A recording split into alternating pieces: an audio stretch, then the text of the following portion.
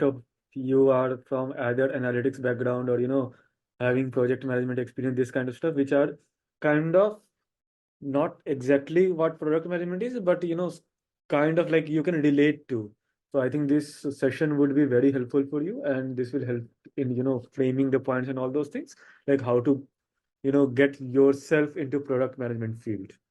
Based upon the skill requirement in the JD, you will always have to highlight all the relevant point, all the relevant work, and you can always underplay your non-relevant works.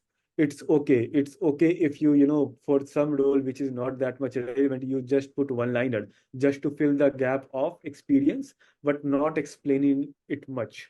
Because even if you will explain, recruiter is not going to look into it, that recruiter is not going to understand that. So yeah, so I am highlighting a few, not complete laundry list, but yeah, so generally, again, as I told you in my previous slides also, generally we divide into technical skills and soft skills. Technical skill is mostly analytical driven and structured approach and all those things, where research, competitive analysis, research gathering, requirement gathering, road mapping, wireframing, this kind of stuff comes. And once you go into soft skill, of course, soft skill also depends upon, and technical skill depend upon the level of PM role you are. For example, leadership might not be relevant in 1 or 2 years of experience, but once you're going to 3 or 4 years of experience, leadership plays a important role. To make it impactful, the one of the best way is to define it quantitatively in action and result format. Um, so this is also, I would say, the second key point I would like you guys to, how you would be defining those points. The common mistakes which we generally find in our resume.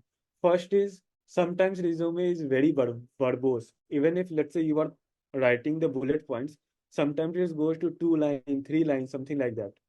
That is not good. That is not good at all. It is very hard to scan those resume. It is very hard to extract the what you have done from that resume, and this is also a major chance of rejection. So every job, every role has some skill which might be very relevant for the product management. So you can always play on those under playing other roles. So we have given some example of some roles which I generally come across, like developers, consultant, sales. If you go through this list, you will see that these are the skills generally a product management manager also need.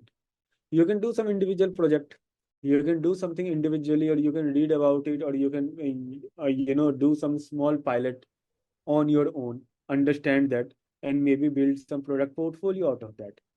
So it is kind of complementing your current skill or current working, and the matching these two will help you go through the shortlisting process.